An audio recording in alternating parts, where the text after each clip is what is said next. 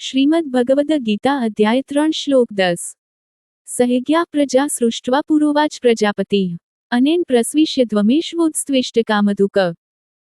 સૃષ્ટિના પ્રારંભે બ્રહ્માએ મનુષ્યોનું સર્જન તેમના કર્તવ્યો સાથે કર્યું અને કહ્યું, આ યજ્ઞોનું પાલન કરીને સમૃદ્ધ થાઓ, કારણ કે તે તમે જે કંઈ પ્રાપ્ત કરવા ઈચ્છશો તે પ્રદાન કરશે। આ પ્રકૃતિના સર્વ તત્વો ભગવાનના સર્જનની યોજનાના અભિન્ન અંગો છે। આ સમગ્ર યોજનાના સર્વ તત્વો સ્વાભાવિક રીતે સંપૂર્ણતામાંથી કંઈક લે છે અને ફરીથી તેને પાછું આપે છે। સૂર્ય પૃથ્વીને સ્થિરતા બક્ષે છે અને જીવનના નિર્વાહ અર્થે ઉષ્મા અને પ્રકાશની વ્યવસ્થા કરે છે। પૃથ્વી માટીમાંથી આપણા પોષણ માટે અન્નનું સર્જન કરે છે અને તેના ગર્ભમાં સુસંસ્કૃત જીવનશૈલી માટે આવશ્યક ખનિજો ધારણ કરે છે।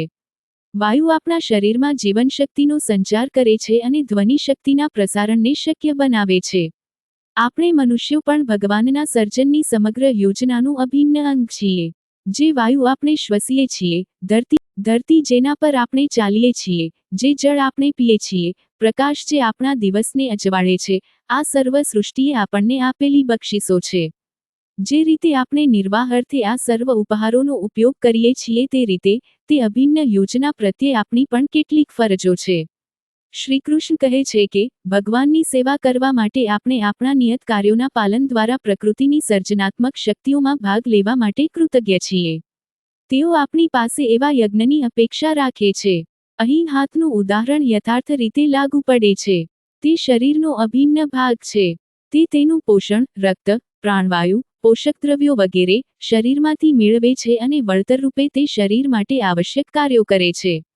જો હાથ આ સેવાને બોજારૂપ માને અને નિર્ણય કરે કે તે પોતાનું શરીરથી વિચ્છેદ કરી દેશે તો તે પોતે થોડી ક્ષણો માટે પણ જીવિત નહીં રહી શકે। શરીર પ્રત્યેના આ યજ્ઞનું પાલન કરવામાં જ હાથની પોતાની સ્વાર્થપૂર્તિ થાય છે।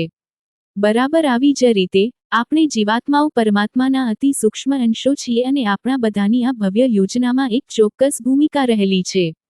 જ્યારે આપણે યજ્ઞ તરીકે આપણા સર્વ કાર્યો ભગવાનને સમર્પિત કરીએ છીએ તો સ્વાભાવિક રૂપે આપણા સ્વાર્થની તુષ્ટિ થાય છે। સામાન્ય રીતે હવનકુંડમાં પ્રજ્વલિત અગ્નિને યજ્ઞ કહેવામાં આવે છે। ભગવદ ગીતામાં વર્ણિત યજ્ઞ માં એ સર્વ શાસ્ત્રોમાં વર્ણિત સર્વ નિયત કર્મોનો સમાવેશ કરવામાં આવ્યો છે જે આપણે ભગવાનને સમર્પિત કરવાની ભાવના સાથે કરીએ છીએ।